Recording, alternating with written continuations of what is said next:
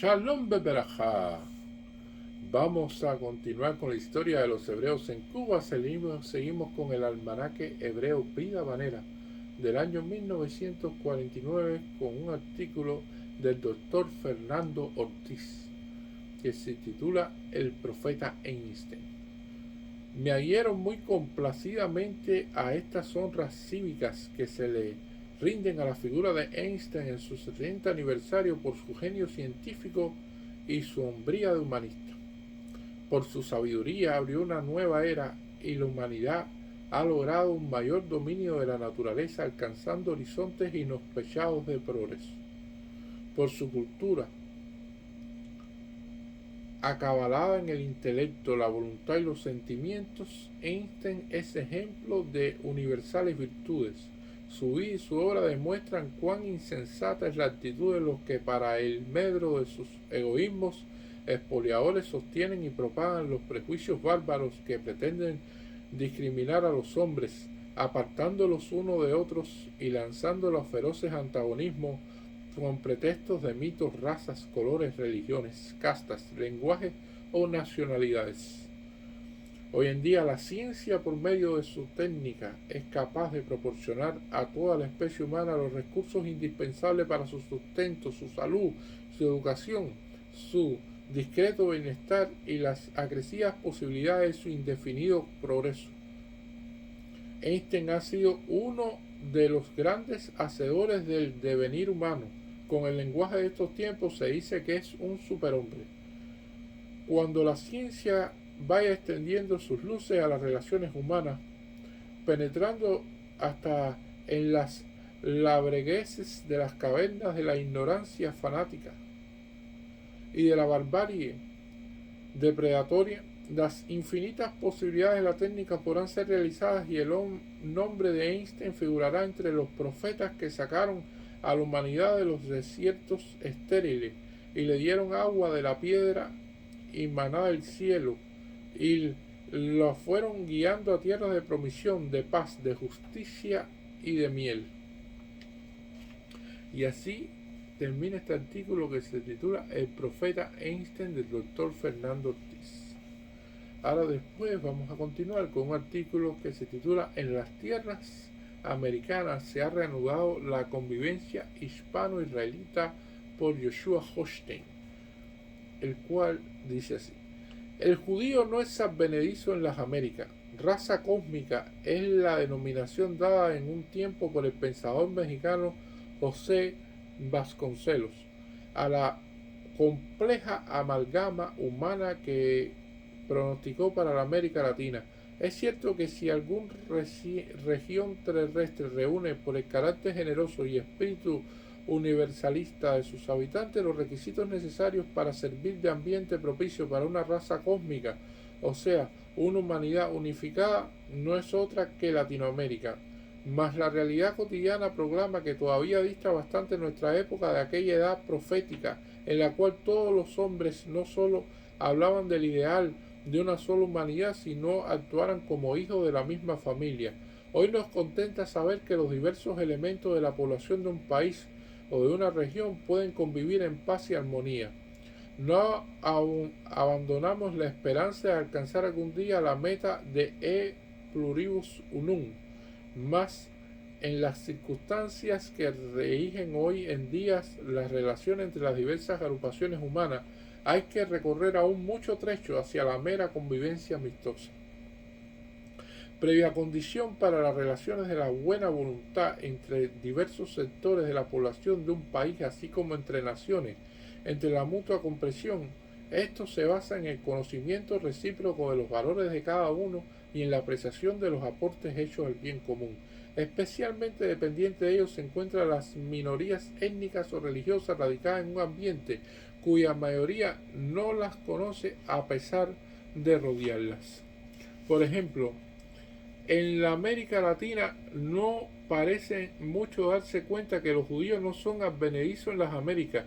No es menester aceptar la tesis brillantemente defendida por el notable historiador, erudito e internacionalista español don Salvador Madariaga y otros investigadores de que Cristóbal Colón, el gran descubridor mismo, era judío para dar cabida a representantes del pueblo judío entre los primeros europeos llegados al Nuevo Mundo. Si el origen judaico del gran almirante es dudoso, no lo es al contrario en el caso de su intérprete oficial Luis de Torres, a quien llevó consigo en aquel histórico viaje. Entre las cualidades que lo acreditaron para el puesto de intérprete fue su conocimiento del hebreo.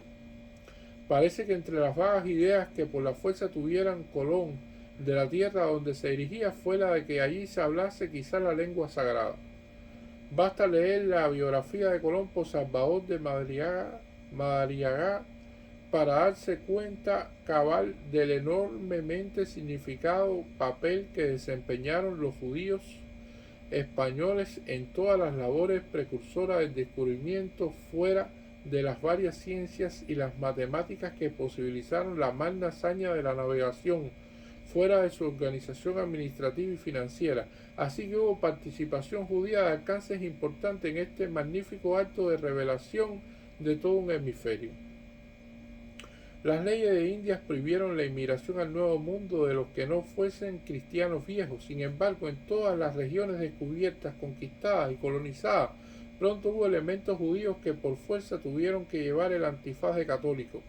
En el Brasil pudieron penetrar los judíos en su propia calidad debido al principio al mucho menor entusiasmo de la corte portuguesa por el fanatismo religioso castellano, impuesto en la política lusitana por las demandas de Isabel la Católica como condición previa a su consentimiento al enlace matrimonial entre una de sus hijas y Manuel de Portugal. Por lo tanto, sirvió la larguísima costa brasileña de grato refugio a miles de judíos que, aunque impulsados o pena de muerte del suelo patrio, siempre prefirieron cobijarse en las nuevas tierras que representaban para ellos la extensión de la amada patria vuelta quemadero inquisitorial. También actuó a favor de los judíos refugiados en el Brasil la relajada vigilancia eclesiástica en aquel inmenso territorio que nunca llegó a conocer los rigores inflexibles de la temible Inquisición, tal como fue trasplantada con toda la amplia plenitud de horrores y crueldades a las colonias españolas, y por las infinitas fronteras del Imperio Americano de Portugal, especialmente cuando éste se hallaba incorporado durante su cautividad babilónica desde 1581 a 1641, el Imperio Español de Felipe II y su sucesor pudieron deslizarse numerosos prófugos judíos de España a las colonias hispanoparlantes del Nuevo Mundo. Todavía no se ha escrito la historia de los judíos en las Américas Iberas, mas no se escribe casi ningún libro sobre la evolución nacional de ninguno de los pueblos iberoamericanos sin notar, por lo menos de paso, la presencia de judíos en su escena histórica. Desde los más primitivos comienzos, los judíos conversos, a veces abiertamente judaizantes, no solamente tomaron parte en todas las actividades económicas explotadoras de las tierras vírgenes, políticas, religiosas e intelectuales, sino que se integraron en el curso de los siglos en el tejido de la nueva sociedad criolla que se iba formando en las Indias. Poco a poco los tragaba la asimilación definitiva, a paso que la sucesión de generaciones dificultaba la conversión secreta y hasta subterránea de la conciencia judaica.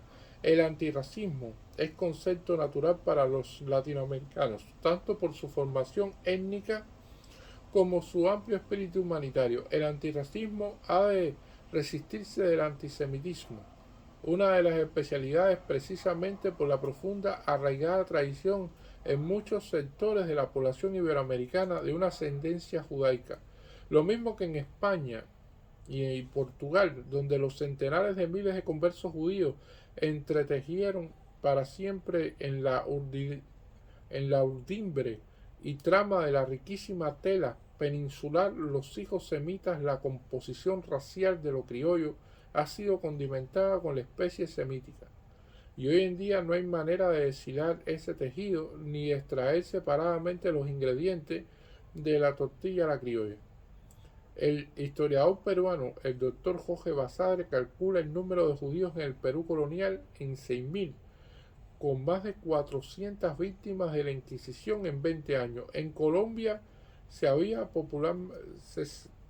popularmente del origen judaico en la población del departamento de Antioquia, mientras que en muchas de las primeras familias de Brasil, especialmente los terratenientes del norte, según los relatos de un reciente viajero, se conservan artículos antiguos legados por generaciones pasadas que para el conocedor no son sino objetos rituales judaicos cuyo significado verdadero no entienden los poseedores de hoy.